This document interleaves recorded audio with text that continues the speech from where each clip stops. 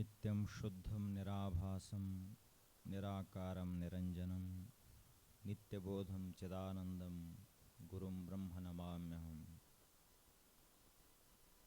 ಯಾ ಕುಂದೇಂದು ತುಷಾರಹಾರಧವಲ ಯಾ ಶುಭ್ರವಸ್ತ್ರಾನ್ವಿತ ಯಾ ವೀಣಾ ವರದಂಡಮಂಡಿತಕರ ಯಾ ಶ್ವೇತಪದ್ಮಾಸನ ಯಾ ಬ್ರಹ್ಮಾಚ್ಯುತಶಂಕರಪ್ರಭೃತಿಭಿಃ ದೇವೈ ಸದಾ ಪೂಜಿತಾ ಸಾ ಮಾಂ ಪಾತು ಸರಸ್ವತಿ ಭಗವತಿ ನಿಶ್ಶೇಷಜಾಡ್ಯಾಪಹಾ. ಶುಕ್ಲಾಂ ಬ್ರಹ್ಮವಿಚಾರಸಾರ ಪರಮಾಂ ಆದ್ಯಾಂ ಜಗದ್ವ್ಯಾಪಿನೀಂ ವೀಣಾಪುಸ್ತಕಧಾರಿಣೀಂ ಅಭಯದಾಂ ಜಾಢ್ಯಾಂಧಕಾರಾಪಹಾಂ. ಹಸ್ತೆ ಸ್ಫಾಟಿಕಮಾಲಿಕಾಂ ಚ ವಿದಧತೀಂ ಪದ್ಮಾಸನೆ ಸಂಸ್ಥಿತಾಂ ವಂದೇ ತಾಂ ಪರಮೇಶ್ವರೀಂ ಭಗವತೀಂ ಬುದ್ಧಿಪ್ರದಾಂ ಶಾರದಾಂ ಬುದ್ಧಿಪ್ರದಾಂ ಶಾರದಾಂ. ಮೊದಲಿಗೆ ರಾವಳಗುಂಡವಾಡಿಯ ಆರಾಧ್ಯ ದೈವ ಆದಿದೇವ ಮಹಾದೇವನ ಸನ್ನಿಧಿಗೆ ಭಕ್ತಿಯ ನಮನಗಳನ್ನು ಸಮರ್ಪಿಸಿ, ಬಸವಾದಿ ಶಿವಶರಣರಿಗೆ ವಂದಿಸಿ, ಬೀಳೂರಿನ ಆರಾಧ್ಯ ಗುರುಗಳು ಪರಮ ಪೂಜನೀಯ ಶ್ರೀಮನ್ನಿರಂಜನ ಪ್ರಣವ ಸ್ವರೂಪಿ ರಾಜಯೋಗಿ ಗುರುಬಸವ ಮಹಾಶಿವಗಳನ್ನು ಭಕ್ತಿಯಿಂದ ಸ್ಮರಿಸಿ, ಈ ಭಾಗದಲ್ಲಿ ಆಧ್ಯಾತ್ಮಿಕ ಕ್ರಾಂತಿಗೆ, ಆಧ್ಯಾತ್ಮಿಕವಾದಂತಹ ಬದಲಾವಣೆಗೆ ಕಾರಣೀಕರ್ತರಾದಂತಹ ಶಿವನ ಪರಾವತಾರಿಗಳಾದಂತಹ ಜಗದ್ಗುರು ಸಿದ್ಧಾರೂಢರಿಗೆ ವಂದಿಸಿ, ನಮ್ಮೆಲ್ಲರ ಆರಾಧ್ಯರು ಈ ಗ್ರಾಮದ ಮೇಲೆ ವಿಶೇಷವಾದಂತಹ ಪ್ರೀತಿಯನ್ನು ಹೊಂದಿರುವ ಪರಮಾತ್ಮನ ಅವತಾರಿಗಳೆಂದೇ ಪ್ರಸಿದ್ಧರಾದಂತಹ ಪರಮ ಪೂಜನೀಯ ಸಿದ್ದೇಶ್ವರಪ್ಪಗಳ ಚರಣಗಳಿಗೆ ಭಕ್ತಿಯ ನಮನಗಳನ್ನು ಸಮರ್ಪಿಸಿ, ಗಡೀಕರ ಪರಿವಾರದವರು ಮತ್ತು ರಾವಳಗುಂಡವಾಡಿಯ ಸದ್ಭಕ್ತರಿಂದ ಆಯೋಜಿತಗೊಂಡಿರುವ ಅಭಿವಾದನ ಸೋಹಳ ಕಾರ್ಯಕ್ರಮದ ಭಾಗವಾಗಿರುವಂತಹ ತಮ್ಮೆಲ್ಲರಿಗೂ ಭಕ್ತಿಯ ಶರಣು ಶರಣಾರ್ಥಿಗಳು.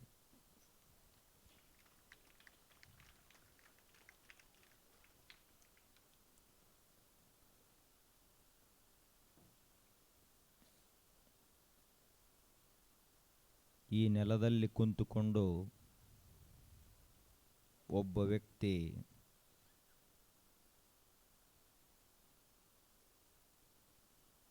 ವಿಶ್ವದ ಅಧಿಷ್ಠಾನದ ಕುರಿತಾಗಿ ಚಿಂತನೆಯನ್ನು ಮಾಡಿದ. ಯಾವ ವ್ಯಕ್ತಿ ಬರೀ ಉಣ್ಣುವುದು, ತಿನ್ನುವುದು, ಮಲಗುವುದು ಇದರ ಕಡೆಗೆ ಲಕ್ಷ್ಯ ಕೊಡಲಿಲ್ಲ. ಅವನು ಲಕ್ಷ್ಯ ಕೊಟ್ಟದ್ದು ಯಾವ ಕಡೆಗೆ ಅಂದ್ರೆ, ಯಾವುದು ನಾಶವಾಗ್ತೈತಿ ಆ ಕಡೆ ಲಕ್ಷ್ಯ ಕೊಡಲಿಲ್ಲ.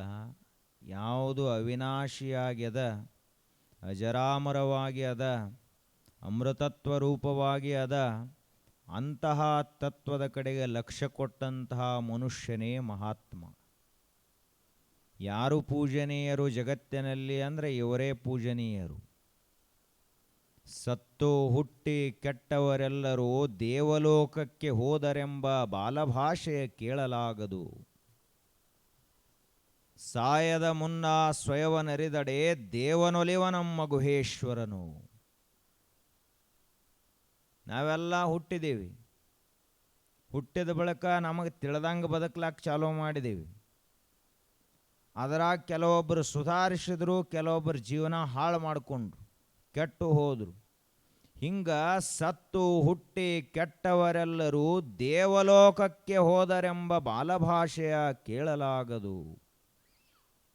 ಇವರೆಲ್ಲ ದೇವಲೋಕಕ್ಕೆ ಹೋದ್ರಪ್ಪ ಸತ್ತ ಬಳಕ ಅಂತ ಹೇಳಿದ್ರೆ ಅದು ಸಣ್ಣ ಹುಡುಗರು ಮಾತಾದೀತು.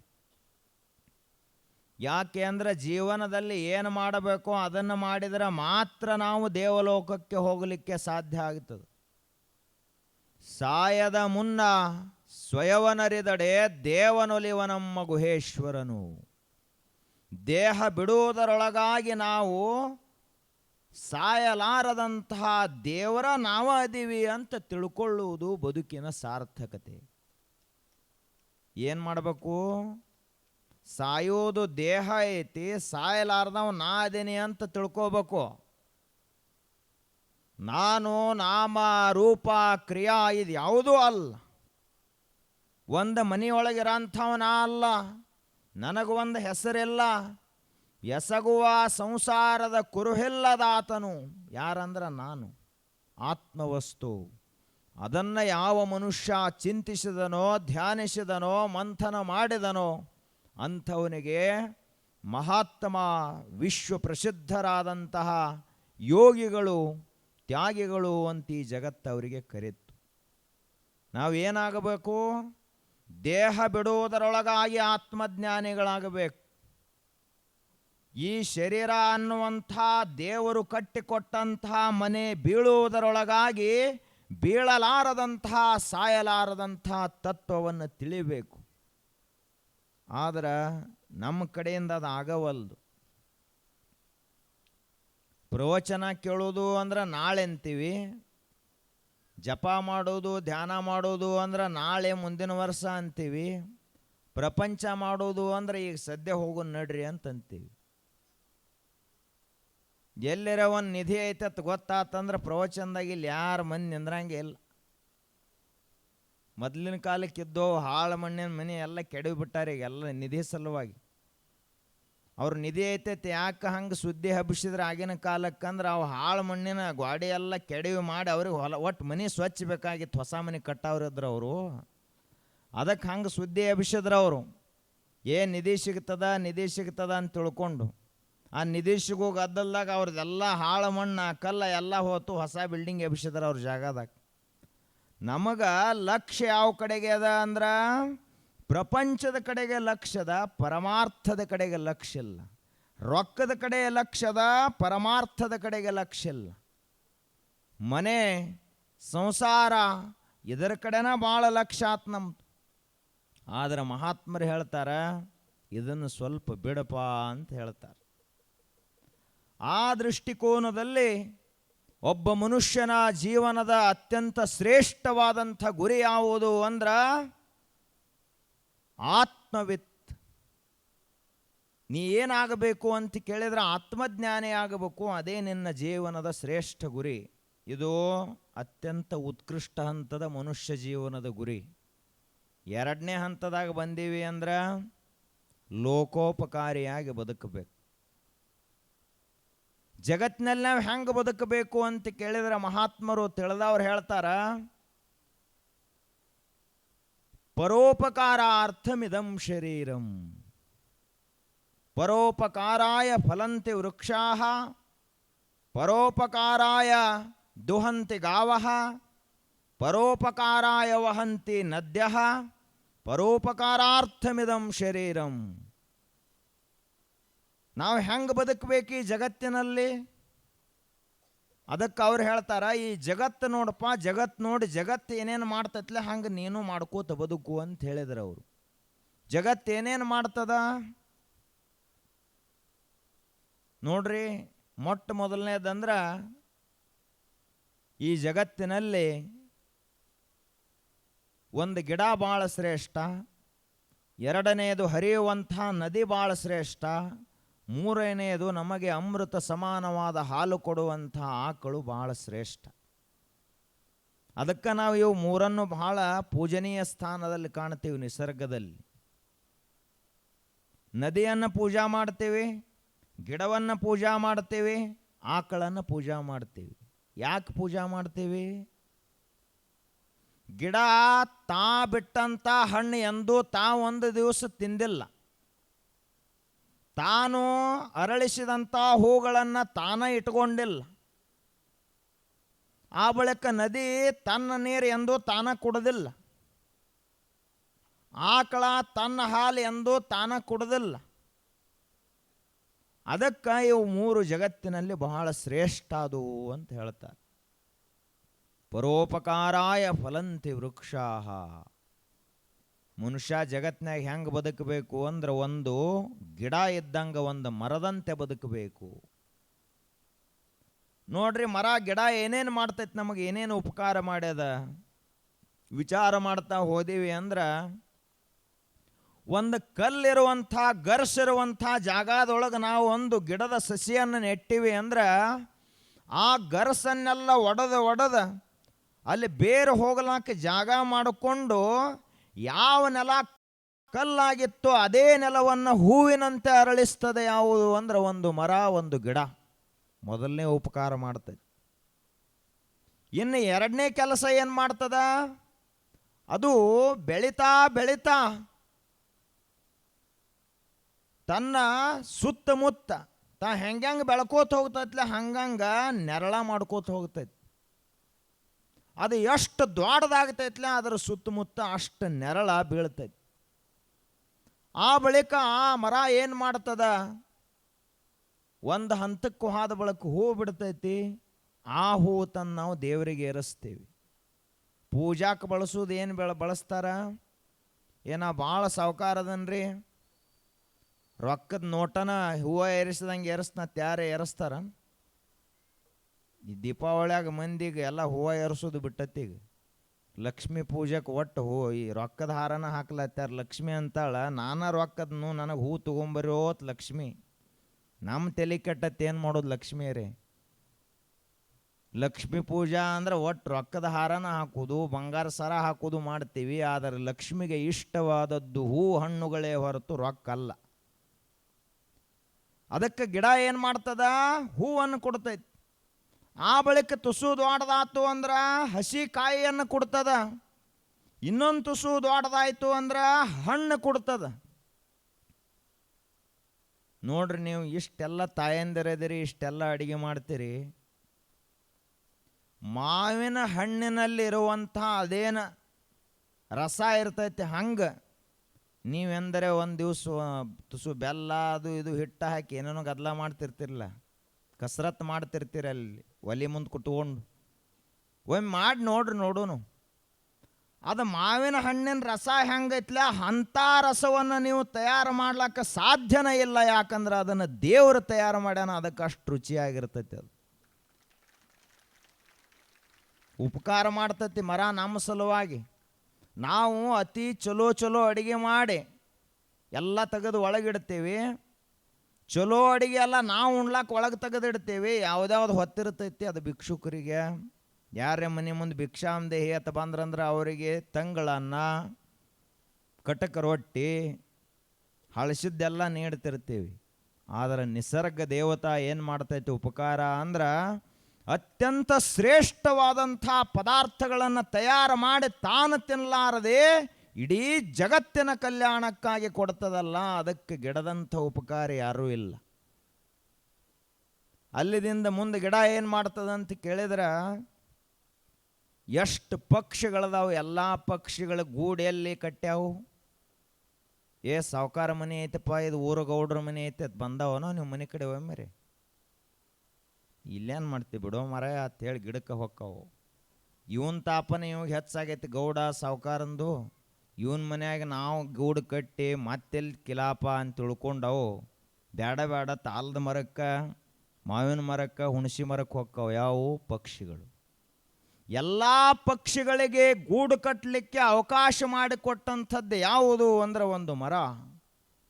ಆ ಬಳಿಕ ಏನು ಮಾಡ್ತಿ ಗಿಡ, ಅದು ಆಕ್ಸಿಜನ್ ಕೊಟ್ಟಿತ್ತು, ಶುದ್ಧವಾದ ಗಾಳಿ. ಕೊರೋನಾ ಬಂದಾಗ ಎಲ್ಲ ದೊಡ್ಡ ದೊಡ್ಡ ಮಂದಿ, ಸಿಟಿಯಾಗಿರೋ ಮಂದಿ ಚಲೋ ಗಾಳಿ ಬೇಕಂತ ತಿಳ್ಕೊಂಡು ರೊಕ್ಕ ಕೊಟ್ಟು ಕಮರ್ಷಿಯಲ್ ಆಕ್ಸಿಜನ್ ತೊಗೊಂಡು ಬದುಕಿದ್ರೆ. ಅವಾಗ ಅದು ನಿಸರ್ಗ ಹೇಳ್ತು, ಎಷ್ಟು ಹುಚ್ಚದಿಯೋ ಮನುಷ್ಯನೇ, ಚಲೋ ಗಿಡನ ಹಚ್ಚಿದ್ದಿ ಅಂದರೆ ಇವತ್ತ ರೊಕ್ಕ ಕೊಟ್ಟಾಕ ನೀ ಗಾಳಿ ಕೊಂಡು ತಗೊಳ್ಳೋ ಪ್ರಶ್ನೆ ಬರ್ತಿತ್ತು. ಇವತ್ತು ದಿಲ್ಲಿಗೆ ಹೋಗಿ ನೋಡಿದ್ರೆ, ಮುಂಬೈ ದೊಡ್ಡ ಸಿಟಿಗಳಿಗೆ ಹೋಗಿ ನೋಡಿದ್ರೆ ಎಲ್ಲಕ್ಕಿಂತ ಕಿಮ್ಮತ್ತಿಂದ ಯಾವುದೈತಿ ಅಲ್ಲಿ ಅಂದ್ರೆ ಶುದ್ಧವಾದಂಥ ಗಾಳಿ, ಶುದ್ಧವಾದ ನೀರ, ಶುದ್ಧವಾದ ಅನ್ನ. ಇವು ಮೂರದ್ರ ಕೊರತೆ ಅದ ಅಲ್ಲಿ. ಅದಕ್ಕೆ ಗಿಡ ನಮಗೆ ದೊಡ್ಡ ಉಪಕಾರ ಏನು ಮಾಡ್ತದಂದ್ರೆ ಹುಟ್ಟಿನಿಂದ ಸಾವಿನವರೆಗೆ ಶುದ್ಧವಾದ ಗಾಳಿಯನ್ನು ಕೊಡ್ತೈತಲ್ಲ. ಅದಕ್ಕೆ ನಮ್ಮ ಮನೆ ದೇವರು ಗುಡ್ಡಾಪುರದ ಆನಮ್ಮಲ್ಲ, ಮುಚ್ಚಂಡಿ ದರ್ಯಾಪಲ್ಲ, ಯಾವೆಲ್ಲ ಜ್ಯೋತಿರ್ಲಿಂಗಗಳಲ್ಲ, ಎಲ್ಲಮ್ಮಲ್ಲ. ಯಾರು ನಮ್ಮ ಮನೆ ದೇವರಾಗಬೇಕು? ಯಾರಾಗಬೇಕು? ಗಿಡ ನಮ್ಮ ಮನೆಯ ದೇವರಾಗಬೇಕು. ನಮ್ಮ ಮನಸ್ಸಿನ ದೇವ್ರು ಯಾವುದಾಗಬೇಕು? ಗಿಡ ಆಗಬೇಕು. ಯಾಕೆ ಅಂದ್ರೆ ಅವು ಒಂದೊಂದು ಕ್ಷೇತ್ರದಲ್ಲಿರೋ ದೇವರದಾವು. ಗಿಡ ಮಾತ್ರ ಇಲ್ಲ ಅಂದ್ರೆ ಯಾವ ಜೀವರಾಶಿನ ಬದುಕಲಾಕ ಸಾಧ್ಯ ಇಲ್ಲ. ಅಷ್ಟು ಸ್ವಚ್ಛ ಗಾಳಿಯನ್ನು ನಮಗೆ ಕೊಡ್ತದ. ಆದ್ದರಿಂದ ಗಿಡವೇ ನಿಜವಾದಂಥ ದೇವರು, ನಿಜವಾದ ಉಪಕಾರಿ. ಇನ್ನು ಗಿಡ ಒಣಗಿತಂತಿಟ್ಟುಕೊಳ್ಳೋನು ಏನು ಮಾಡ್ತಾರ? ಅದು ಚಲೋ ಇತ್ತು ಅಂದ್ರೆ ಮನೆಗೆ ತೊಲೆ ಆಗ್ತದೆ. ಆ ಬಳಿಕ ಬೇರೆ ಬೇರೆ ಕುರ್ಚಿಗಳಾಗ್ತಾವೆ, ಟೇಬಲ್ ಆಗ್ತಾವೆ, ಎಲ್ಲ ರೀತಿ ಫರ್ನಿಚರ್ ವರ್ಕ್ಸ್ ಎಲ್ಲ ಎದ್ರಾಗ ಮಾಡ್ತಾರೆ. ಎಲ್ಲ ಗಿಡದಿಂದ ಕಟ್ಟಿಗೆಯಿಂದಲೇ ಮಾಡ್ತಾರೆ. ಆ ಬಳಿಕ ಅದೆಲ್ಲ ಸಾಮಾನು ಉಪಯೋಗಕ್ಕೆ ಬಂದು ಮತ್ತೆ 100 ವರ್ಷ ಆದ ಬಳಿಕ ಅದನ್ನು ಒಲೆಗೆ ಕಟ್ಟಿಗೆ ಅಂತ ತಿಳ್ಕೊಂಡು ಒಲೆಗೆ ಉಪಯೋಗ ಮಾಡ್ತಾರೆ. ಅದು ಉಪಯೋಗ ಆದ ಬಳಿಕ ಮತ್ತೆ ಉಳಿತೈತ್ಲೆ, ಅದು ಇದ್ದಲೆ ಆಗ್ತದ. ಆ ಇದ್ದಲಿಯಿಂದ ದೊಡ್ಡ ದೊಡ್ಡ ಕರೆಂಟ್ ತಯಾರಾಗ್ತದೆ. ಅಂದ ಬಳಿಕ ಒಂದು ಗಿಡ ಎಷ್ಟು ಉಪಯೋಗಿಯಾಗಿರಬಾರದು? ಹಾಳನ್ನೋದೇ ಇಲ್ಲ, ಎಲ್ಲವೂ ಉಪಯೋಗಕ್ಕೆ ಬರ್ತದೆ ಗಿಡದ್ದು. ಆದ್ದರಿಂದ ನೀನು ಜಗತ್ತಿನಲ್ಲಿ ಹೆಂಗೆ ಬದುಕಪ್ಪ ಅಂದ್ರೆ ಒಂದು ಗಿಡ ಬದುಕಿದಂಗೆ ಬದುಕು. ನೋಡ್ರಿ, ಇದೇನು ಹುಲ್ಲು ಕಡ್ಡಿ ಅಂತ ನಾವೆಲ್ಲ ಬೇಯ್ತಿರ್ತೀವಿ. ಆದ್ರೆ ಗೋಧಿ ಎಲ್ಲಿಂದ ಬಂದೈತಿ? ಒಂದು ಹುಲ್ಲು ಕಡ್ಡಿಯಿಂದ ಬಂದೈತಿ. ಭತ್ತ ನಾವು ಉಣ್ಣುವಂಥ ಅನ್ನ ಎಲ್ಲಿಂದ ಬಂದೈತಿ? ಒಂದು ಹುಲ್ಲು ಕಡ್ಡಿಯಿಂದ ಬಂದೈತಿ. ಇವೆಲ್ಲ ಎಲ್ಲಿಂದ ಬಂದಾವ ಅಂತ ಕೇಳಿದ್ರೆ ಹುಲ್ಲು ಕಡ್ಡಿಯಿಂದಲೇ ಬಂದಾವ. ಹುಲ್ಲು ಕಡ್ಡಿ ಇಲ್ಲ ಅಂದ್ರೆ ನಾವ್ಯಾರು ಅನ್ನನೂ ಉಣ್ಲಕ್ಕಾಗೋದಿಲ್ಲ, ದ್ವಾಸೆ ತಿನ್ನಕ್ಕಾಗೋದಿಲ್ಲ, ಇಡ್ಲಿ ಇಲ್ಲ, ಫಡ್ಡಿಲ್ಲ, ಏನೂ ಇಲ್ಲ. ಇದೆಲ್ಲ ಎಲ್ಲಿಂದ ಬಂದೈತಿ ಅಂತ ಕೇಳಿದ್ರೆ ಒಂದು ಹುಲ್ಲು ಕಡ್ಡಿಯಿಂದ ಬಂದಂಥದ್ದು ಇದೆಲ್ಲವೂ. ನಾವು ತಿನ್ನುವಂಥ ಚಪಾತಿ, ಸಜ್ಜಕ, ಹುಗ್ಗಿ, ಹೋಳಿಗೆ ಇದೆಲ್ಲ ಎಲ್ಲಿಂದ ಬಂದದ ಅಂತ ಕೇಳಿದ್ರೆ ಹುಲ್ಲು ಕಡ್ಡಿಯಿಂದ ಬಂದದ. ಇದನ್ನು ನಾವ್ಯಾರು ಮರಿಬಾರದು. ಒಂದು ಹುಲ್ಲು ಕಡ್ಡಿ ಇದೇನು ಕ್ಷುಲ್ಲಕ ಅಂತ ನಾವು ತಿಳ್ಕೋತೀವಿ. ಆದ್ರೆ ಅದ ಹುಲ್ಲು ಕಡ್ಡಿ ಲೋಕದ ಅನ್ನವನ್ನು, ಲೋಕಕ್ಕೆ ಅನ್ನ ಕೊಟ್ಟದ. ಜಗತ್ತಿನಲ್ಲಿರುವಂಥ ಎಲ್ಲ ಜನರ ಹೊಟ್ಟೆಯನ್ನು ತುಂಬಿಸದಂದ ಬಳಿಕ ಅದರಷ್ಟು ಉಪಯೋಗಿ ಯಾರಾದರೂ? ಆ ಬಳಿಕ ಒಂದು ಆಕಳ ಎಷ್ಟು ಉಪಕಾರ ಮಾಡ್ತದೆ ನಮಗೆ. ಇಟ್ಟರೆ ಸಗಣಿಯಾದೆ, ತಟ್ಟಿದರೆ ಕುರುಳಾದೆ, ಸುಟ್ಟರೆ ನೊಸಲಿಗೆ ವಿಭೂತಿಯಾದೆ, ನೀನಾರೆಗಾದೆಯೋ ಎಲೋ ಮಾನವ. ಅದೇನಪ್ಪ, ಆಕಳಿಗೆ ಯಾರೇ ಪಂಚಾಮೃತ ಉಣಿಸ್ತಾರೇನು? ಹೋಳಿಗೆ ತುಪ್ಪ ಉಣಿಸ್ತಾರೇನು ಆಕಳಿಗೆ? ಎಲ್ಲ ಚಲೋ ಹಾಲೆಲ್ಲ ಹಿಂಡ್ಕೊಂಡು ಅದನ್ನು ಮೇಲಾಗಿ ಕೊಳ್ಳಾಗ ಒಂದು ಲೊಳ್ಳಾಗ ಉದ್ದಿ ಕಟ್ಟಿ ಬಿಟ್ಟು ಬಿಡ್ತೀರಿ ನೀವು. ಅದು ರೋಡ್ ದಂಡಾಗ ಅಲ್ಲೇ ಇಲ್ಲೇ ಹುಲ್ಲ ಅದು ಇದು ಕಸ ಕಡ್ಡಿ ಎಲ್ಲ ತಿಂದ ಅಮೃತ ಸಮಾನವಾದಂಥ ಹಾಲು ಕೊಡ್ತೈತಿ ಆಕಳ. ಅದರಷ್ಟು ಉಪಕಾರಿ ನಾವು ಅದೀವೇನು? ನಾವು ಏನು ಬೆಕ್ಕಾತಿರ್ಲಿ ಎಲ್ಲ ಕೆಡಿಸಿ ಹೋಗಿತ್ತೀವಿ ಮನುಷ್ಯರು. ಆದರೆ ಆಕಳ ಕಸ ಕಡ್ಡಿ ತಿಂದು ಕೂಡ ಜಗತ್ತಿಗೆ ಉಪಕಾರಿಯಾದಂಥ ಹಾಲು ಕೊಡ್ತದೆ. ಇಟ್ಟರೆ ಸಗಣಿಯಾದೆ, ಅದು ತನ್ನ ಶರೀರದೊಳಗಿಂದ ಬ್ಯಾಡ ಅಂತ ಹೊರಗೆ ಹಾಕಿದಂಥದ್ದು ಇಟ್ಟರೆ ಸಗಣಿಯಾದೆ. ಅದು ಬ್ಯಾಡ ಅಂತ ಶರೀರದಿಂದ ಹೊರಗೆ ಹಾಕಿದ್ದನ ಸಗಣಿ ಆಯ್ತು. ಮನ್ಯಾಗ ನೀವು ಬೆಕ್ಕಾದಂಥ ಪರಿಶಿ ಹಾಕಿರಿ, ಜಗಲಿ ಮ್ಯಾಲರ ತುಸು ಸಾರಿಸಬೇಕು ಹೆಂಡಿದಿಂದ. ಲಕ್ಷ್ಮಿ ಎಲ್ಲದ? ಆಕಳ ಗೋಮಯದಲ್ಲಿ ಅದ, ಗೋಮೂತ್ರದಲ್ಲಿ ಅದ ಅಂತ ಹೇಳ್ತಾರೆ. ಆ ಬಳಿಕ ಮುಂದೆ ತಟ್ಟಿದರೆ ಕುರುಳಾದೆ. ಈಗ ಮಂದಿಗೆ ರೊಟ್ಟಿನ ಬಡ್ಲಾಕ ಬರವಲ್ದೇನು, ಕುಳ್ಳು ಬಡ್ಲಾಕಂತೂ ತೀರ ಬರಂಗೆ. ಈಗ ಎಲ್ಲ ಮಂದಿ ದನ ಯಾಕೆ ತೆಗ್ದಾರಪ್ಪ ಅಂತ ಕೇಳಿದೆವು ನಾವು. ಅವ್ರು ಹೇಳಿದರು, ಏನ್ರಿ ಕೈ ವಾಸ ಬರ್ತೈತ್ರಿ. ಈ ಹೊಸ ಹೊಸ ಹುಡುಗರಿಗೆ ಕೇಳಿದ್ರೆ ಏನು ಮಾಡೋದ್ರಿ, ಅದು ಹೆಂಡಿ ವಾಸ ಬರ್ತೈತಿ, ಗೋಮೂತ್ರ ವಾಸ ಬರ್ತೈತಿ. ಮತ್ತು ನೀವು ಟಾಯ್ಲೆಟ್ನಾಗ ಹೋದ ಬಳಕ ವಾಸ ಬರಂಗಿಲ್ಲ ಅದು. ಆ ಗೋಮೂತ್ರ ಎಷ್ಟು ಉಪಯೋಗಿ ಅದ ಅಂದ್ರೆ ಗೋಮೂತ್ರದೊಳಗೆ ಬೇರೆ ಬೇರೆ ವನಸ್ಪತಿಗಳನ್ನು ಹಾಕಿ ಕುದಿಸಿ ಬಟ್ಟಿ ಇಳಿಸಿದ ಬಳಿಕ 120 130 ಪ್ರಕಾರದ ಅರ್ಕಗಳು ತಯಾರಾಗ್ತಾವೆ. ಅಷ್ಟು ಉಪಯೋಗಿ ಐತೆ ಆಕಳು ಗೋಮೂತ್ರ.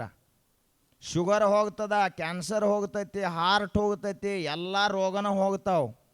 ಅಷ್ಟು ಉಪಯೋಗಿ ಅದ ಆಕಳ. ತಟ್ಟಿದರೆ ಕುರುಳಾದೆ, ಸುಟ್ಟರೆ ನೊಸಲಿಗೆ ವಿಭೂತಿಯಾದೆ. ಇನ್ನು ಬೇಡ ಬೇಡಪ್ಪ ಅಂತ ಸುಟ್ಟಿವಂತ ತಿಳ್ಕೋರಿ, ಹಣಿಗೆ ಹಚ್ಕೊಳ್ಳುವಂಥ ವಿಭೂತಿ ಆಗ್ತದ. ಶಿವ ಹಚ್ಕೊಳ್ಳುವಂಥ, ಮಹಾದೇವ ಹಚ್ಕೊಳ್ಳುವಂಥ ವಿಭೂತಿ ಆಗ್ತದ. ಶಿವನ ಮೈ ಮೇಲೆ ಆಭರಣಗಳೇ ಇಲ್ಲ, ಬರೇ ಹಾವು ಅದಾವು, ರುದ್ರಾಕ್ಷಿ ಅದಾವು, ತ್ರಿಶೂಲ ಅದ, ಡಮರುಗ ಅದ, ಒಂದು ನಂದಿ ಅದ ವಾಹನ ಅಂಥೇಳಿ ಇಷ್ಟೆಲ್ಲವನ್ನು ಬಿಟ್ಟು ಅವನ ಶರೀರದ ತುಂಬ ಲೇಪನಗೊಳ್ಳಲ್ಪಟ್ಟಂಥದ್ದು ಯಾವುದು ಅಂದ್ರೆ ಭಸ್ಮ. ಭಸ್ಮಭೂಷಿತ ದೇಹ. ಈಗದ ಆಕಳ ವಿಭೂತಿ ಹಚ್ಕೊಳ್ಳೋದು ಮಂದಿ ಕಡಿಮೆ ಮಾಡೈತಿ. ಬರೇ ಸುಣ್ಣದ ವಿಭೂತಿ ಬಂದಾವು. ಹಚ್ಕೊಂಡು 2 ದಿವಸದಾಗ ಹಣೆ ತುಂಬ ಗುಳ್ಳಿ. ಅದಕ್ಕೆ ಅಂಥ ವಿಭೂತಿ ಹಚ್ಕೊಳಕ್ಕೆ ಹೋಗಬೇಡ್ರಿ. ಆಕಳ ಹೆಂಡಿಯಿಂದ ತಯಾರಾದ ವಿಭೂತಿಯನ್ನು ಹಚ್ಕೋಬೇಕು. ಸುಟ್ಟರೆ ನೊಸಲಿಗೆ ವಿಭೂತಿಯಾದೆ. ಇದು ಬರೇ ಹೆಂಡಿ ಉಪಯೋಗ. ಇನ್ನು ಹಾಲು ಯಾರು ತೆಳ್ಳಗಿರ್ತಾರ, ಸೊಟ್ಟಿರ್ತಾರಲ್ಲ, ಅವ್ರಿಗೆ ಹಾಲದು ಕುಡಿಸಿ ಶಿಸ್ತಂಗೆ ತಾಲೀಮ್ ತೆಗಿಸಿದ್ರಿ ಅಂದ್ರೆ ಪೈಲ್ವಾನ್ ಆಕೈತಿ ಹುಡುಗ 1 ವರ್ಷದಾಗ. ಈಗೇನು ಬಿಡ್ರಿ, ಪೈಲ್ವಾನ್ರಿಗೆ ಏನು ಕಡಿಮೆ ಅದಾರ, ಎಲ್ಲ ಕಂಡಾಪಟ್ಟೆ ದಪ್ಪಾಗ್ಯಾರತ್ತೀರಿ ನೀವು. ಅವು ಕುರುಕುರೆ ಅವು ಇವು ತಿಂದು ತಿಂದು ಹುಡುಗರು ನೋಡ್ಬೇಕು, ಇಟ್ಟು ದಮ್ ಆಗಿಬಿಡ್ತಾವೆ. ಇಡ್ಲಿ ವಡ ತಿಂತಾರ, ಪ್ಲಾಸ್ಟಿಕ್ ಕೊಡ ಆಗ್ತಾರ. ಎಷ್ಟು ದಪ್ಪ ಆಗೋದು, ಏನು ಲಿಮಿಟ್ ಇಲ್ಲ, ಏನಿಲ್ಲ. 10ನೇತೆ ಹೋಗೋದ್ರೊಳಗೆ ಹುಡುಗ ಹುಡುಗಿ ಎಷ್ಟು ದಪ್ಪ ಆಗಿರ್ತಾವೆ ಅಂದ್ರೆ ಅವ್ರಿಗೆ ಬಾಗಲದು ಸಾಲಂಗಿಲ್ಲ, ಶಟ್ರ್ ಜಗಬೇಕು, ಶಟ್ರ್ ಇಳಿಸ್ಬೇಕು, ಅಷ್ಟು ದಪ್ಪ ಆಗಿರ್ತಾರೆ. ಆದ್ರೆ ಆಕಳ ಹಾಲು ಕುಡಿಸಿದ್ರಿ ಅಂದ್ರೆ ಹುಡುಗನ ಶರೀರ ಎಷ್ಟು ಬೇಕೋ ಅಷ್ಟೇ ಇರ್ತೈತಿ, ಗಟ್ಟಿಯಾಗಿರ್ತೈತಿ. ಈಗ ಜರ್ಸಿ ಆಕಳ ಹಾಲು ಕುಡ್ಲೈತೈತಿ ಮಂದಿ. ಹಿಂಗೆ ಕುಡ್ಕೋತ ಹೋದ್ರಿ ಅಂದ್ರೆ ಮಕ್ಕಳು ಆಗಂಗಿಲ್ಲ, ಮನ್ಯಾಗ ತೊಟ್ಲನ ಕಟ್ಟಂಗಿಲ್ಲ. ಹರ ಹರ ಮಹಾದೇವ್, ಮನೆಯೆಲ್ಲ ಖಾಲಿ ಖಾಲಿ ಆಗ್ತೈತಿ. ಅದಕ್ಕೆ ಯಾರೂ ಜರ್ಸಿ ಆಕಳ ಹಾಲು ಕುಡಿಬೇಡ್ರಿ. ನಾವೇನು ಕುಡಿಯಂಗಿಲ್ರಿ, ಆದರೆ ಸಿಟಿಗೆ ಕಳಿಸ್ತೀವಿ. ಸಿಟಾಗಿದ್ದವರೆಲ್ಲ ನಿರ್ವಂಶರಾಗಲಿ. ಏನು ಹಾಲರೇ ಮಾರ್ತೀರಿ, ರೊಕ್ಕಾರೇ ಮನೆಗೆ ತರ್ತೀರಿ, ಆದ್ರೆ ಅದು ಇನ್ನೊಬ್ಬರ ವಂಶವನ್ನು ಹಾಳು ಮಾಡ್ತದೆ. ಇದಕ್ಕಿಂತ ದೊಡ್ಡ ಶಾಪರ ಯಾವುದೈತಿ, ಕೆಟ್ಟ ಕೆಲಸ ಯಾವುದೈತಿ? ನೀವು ಹಾಲು ಮಾರಿದ್ರಿ, ಅವ್ರ ಹಾಲು ತದನ್ನು ಕುಡಿದ್ರು, ಆದ್ರೆ ಆ ಹಾಲು ಕುಡ್ದಂಥವ್ರಿಗೆ ಎಂದೂ ಮಕ್ಕಳಾಗ್ಲಿಕ್ಕೆ ಸಾಧ್ಯ ಇಲ್ಲ. ಎಂದೂ ಅವ್ರ ಶರೀರದಾಗ ತಾಕತ್ತು ಬರ್ಲಿಕ್ಕೆ ಸಾಧ್ಯ ಇಲ್ಲ. ಹೊಳ್ಳಿ ಕ್ಯಾನ್ಸರ್ ಬರ್ತದೆ. ಹಗಲ ರಾತ್ರಿ ಕೂಡೆ ತಿತ್ತಿರ್ತಾವೆ ಇವು ಜರ್ಸಿ ದನಗಳು. ಅವಕ್ಕೇನು ಸಂಬಂಧ ಇಲ್ಲ. ಈ ಫಾರ್ಮ್ ಕೋಳಿ ಅದು ಲೈಟ್ ಹಚ್ಚಿರು ಅಂದ್ರೆ ಸೂರ್ಯ ಉದಯ ಅದಾವ ಅಂತ ತಿಳ್ಕೊತಾವೆ ಅವು ಫಾರ್ಮ್ ಕೋಳಿಗಳು. ಹಂಗೆ ಇವಕ್ಕೆ ನೀವು ಮೇವು ಹೋಗಿದ್ರಿ ಅಂದ್ರೆ ಸೂರ್ಯ ಹೊಂಟ ತಿಳ್ಕೊಂಡ್ಬಿಡ್ತಾವೆ ಅವು ಜರ್ಸಿ ದನಗಳು.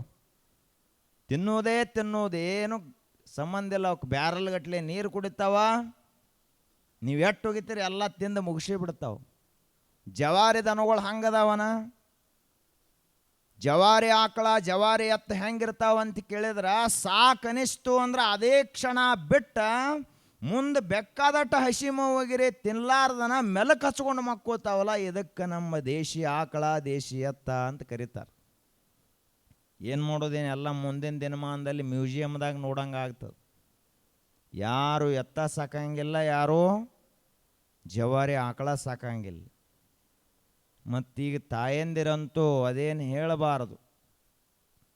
ಕನ್ಯಾನ ಕೊಡುವಾರವರು ಇದು ಯಾವ ಹುಡುಗರು ಒಕ್ಕಲ್ತನ ಮಾಡ್ತಾವೆ ಕನ್ಯಾನ ಕೊಡುವಾರ. ಒಟ್ಟು ಲಗ್ನ ಆಗೋಲ್ದು. ಯಾರದಪ್ಪ? ಯಾವನು ಜಗತ್ತಿಗೆ ಅನ್ನ ಕೊಟ್ಟಲ್ಲ ಅಂಥ ರೈತನಿಂದ ಲಗ್ನ ಆಗೋಲ್ದು ಅಂದ್ರೆ ಇನ್ನು ಜಗತ್ತಿನ ಕಲ್ಯಾಣ ಆಗೋದು ಯಾವಾಗ? ನೀವು ತಾಯಂದಿರೆಲ್ಲ ವಿಚಾರ ಮಾಡ್ಬೇಕು. ಸ್ವಾಮಿಗಳಿದು ವಿಷಯ ಬಿಟ್ಟು ಈ ಕಡೆ ಯಾಕೆ ಬಂದ್ರೆ ನಮ್ಮ ಕಡೆ ಅಂದಿರಿ ನೀವು. ಇದ ಸಮಸ್ಯೆ ಭಾಳ ಮುಖ್ಯ ಐತಿ. ಈಗ ಲಗ್ನ ಆಗಲಿಲ್ಲ ಅಂದ್ರೆ ಅಲ್ಲ, ಭಿಕ್ಷಾ ಬೇಡಿ ತಿನ್ನುವಂಥ ಒಬ್ಬ ನೌಕರದಾರಾಗ ನೀವು ಕನ್ಯಾ ಕೊಡ್ತೀರಿ, ಇಡೀ ಜಗತ್ತಿನ ಹೊಟ್ಟೆ ತುಂಬಿಸುವಂಥ ರೈತಿಗೆ ಯಾಕೆ ಕೊಡಬಾರ್ದು ಅಂತ ನಮ್ಮ ಪ್ರಶ್ನೆ ಇದೆ. ಯಾವ ಬೆಳೆಯದೇ ಇದ್ರೆ ಇಡೀ ಜಗತ್ತ ಹಸಿವಿನಿಂದ ಕಂಗಾಲಾಗ್ತದ. ಯಾವನ ಹೊಲದಲ್ಲಿ ಹಣ್ಣು ಬೆಳೀತದ, ಯಾವನ ಹೊಲದಲ್ಲಿ ಹೂ ಬೆಳೀತದ, ದವಸ ಧಾನ್ಯಗಳು ಬೆಳೀತಾವು, ಯಾವನ ಹೊಲದಲ್ಲಿ ಮೇದಂಥ ಒಂದು ಆಕಳ ಹಾಲ ಹೈನ ತುಪ್ಪ ಎಲ್ಲವನ್ನು ಕೊಡ್ತದ, ಯಾವನು ಬೆಳೆಯದೇ ಇದ್ರೆ ಇಡೀ ಜಗತ್ತೇ ಸತ್ತು ಹೋಗ್ತದನು ಅಂತಹ ಅನ್ನದಾತ ಭೂಮಿಯ ಮೇಲಿನ ಎರಡನೇ ಭಗವಂತ ಅಂತ ಯಾರಿಗೆ ಕರೀತಾರಂದ್ರೆ ಒಬ್ಬ ರೈತನಿಗೆ, ಒಕ್ಕಲಿಗನಿಗೆ ಕರೀತಾರ. ಅಂತಹ ರೈತನಿಗೆ ಹೆಣ್ಣು ಕೊಡಬೇಕು, ಅವಾಗ ನಿಮಗೆ ಕಲ್ಯಾಣ ಆಗ್ತದೆ. ಚಪ್ಪಾಳೆ ಕಡಿಮೆ ಅದು, ಭಾಳ ಮಜಾ ಅದಿರಿ ನೀವು.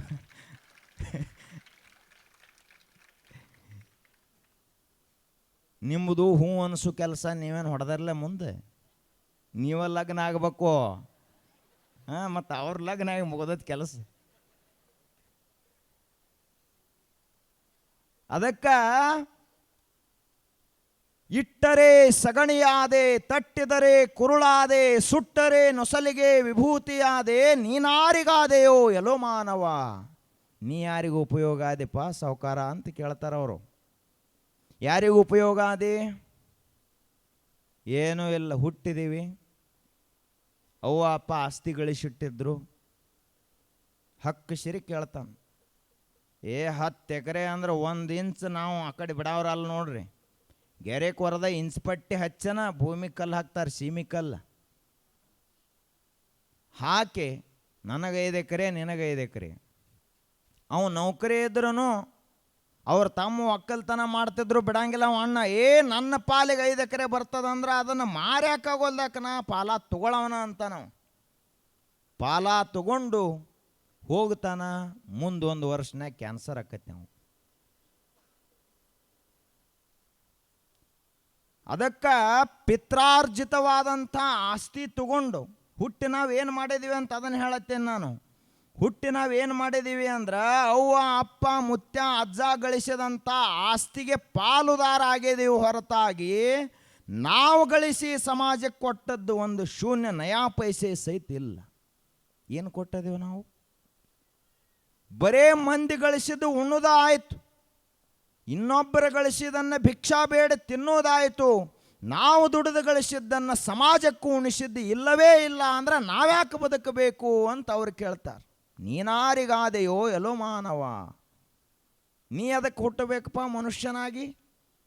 ಒಂದು ಪ್ರಾಣಿ ಅಂಥ ಪ್ರಾಣಿ, ಒಂದು ಆಕಳ, ಅದಕ್ಕೆ ಬುದ್ಧಿ ಅಷ್ಟು ಮನುಷ್ಯನಂತಿಲ್ಲ ಅಂತ ಹೇಳ್ತೀವಿ. ಆದ್ರೆ ಅಂಥ ಪ್ರಾಣಿಯೇ ಹುಲ್ಲು ಕಡ್ಡಿ ತಿಂದ ಜಗತ್ತಿಗಿಷ್ಟು ಉಪಕಾರ ಮಾಡ್ತದಂದ ಬಳಿಕ ನಾವೆಷ್ಟು ಉಪಕಾರ ಮಾಡಬಾರ್ದು? ಏನೂ ಬ್ಯಾಡ ಅಂಥೇಳಿ ನೀವೇನು ಮಾಡಿರ್ತೀರಿ, ಒಂದು ತಿಪ್ಪಿ ಅಂತ ಇರ್ತೈತಿ. ಏನೂ ಬ್ಯಾಡದ್ದೆಲ್ಲ ಅದ್ರಾಗ ಹಾಕ್ತೀರಿ. ಯಾರು ಚಲೋ ಟಮಾಟಿ ಹೋದ ತಿಪ್ಪೆಗೆ ಹಾಕ್ತೀರ? ಚಲೋ ಅಡುಗೆ ಮಾಡಿ ಚಲೋ ಸಾಂಬಾರದು ಹೋಗಿ ತಿಪ್ಪಿಗೆ ಯಾರು ಹಿಂಗೆ ಸುರುತ್ತಾರೆ? ಯಾವುದು ಹಳಸಿರ್ತೈತಿ, ಯಾವುದು ಕೆಟ್ಟಿರ್ತೈತಿ, ಹುಳುಕ ಅಂಥದ್ದು ಇಂಥದ್ದು ಕಾಯಿಪಲ್ಲೆ ಚಲೋ ಎಲ್ಲ ತಕ್ಕೊಂಡು ಸೋಸಿ ಯಾವುದು ಸುಮಾರು ಇರ್ತೈತಲ್ಲ ಅದನ್ನ ಓದಿ ತಿಪ್ಪಿಗೆ ಹಾಕ್ತಾರೆ. ಯಾವುದು ಕಸ ಹತ್ತಿರ್ತೈತಲ್ಲ ಹುಣಸಿದೆಲ್ಲ ತಕ್ಕೋತೀರಿ, ಅದರ ಬೀಜ ಸಹಿತ ತಕ್ಕೋತೀರಿ. ಅದರ ಸೊಟ್ಟು ಏನಿರ್ತೈತಲ್ಲ ವೇಸ್ಟ್ ಅದನ್ನು ಓದಿ ನೀವು ತಿಪ್ಪಿಗೆ ಹಾಕ್ತೀರಿ. ಎಲ್ಲ ಚಲೋ ಚಲೋ ಮೇವು ತಿಂದ ಬಳಕ ಏನು ಉಳಿತೈತಲ್ಲ ದಂಟ ಅಂಥದ್ದು ಕಸ ಕಡ್ಡಿ ಅದನ್ನು ಓದಿ ತಿಪ್ಪಿಗೆ ಹಾಕ್ತೀರಿ. ಆದ್ರೆ ಆ ತಿಪ್ಪಿಯೇ ಎಷ್ಟು ಉಪಕಾರ ಮಾಡ್ತದೆ ಜಗತ್ತಿಗೆ ಅಂತ ಕೇಳಿದ್ರೆ ಅದನ್ನು ಓದಿ ನೀವು ಹೊಲಕ್ಕೆ ಹಾಕಿರಿ, ಗಿಡದ ಬಡ್ಡಿಗೆ ಹಾಕಿದ್ರಿ ಅಂದ್ರೆ ಅಮೃತದಂಥ ಹಣ್ಣ ಹೂವು ದವಸ ಧಾನ್ಯಗಳನ್ನು ಕೊಡ್ತದ. ಬ್ಯಾಡಾದಂಥ ತಿಪ್ಪಿ ಇಷ್ಟು ಉಪಕಾರ ಮಾಡ್ತದೆ ಜಗತ್ತಿಗೆ.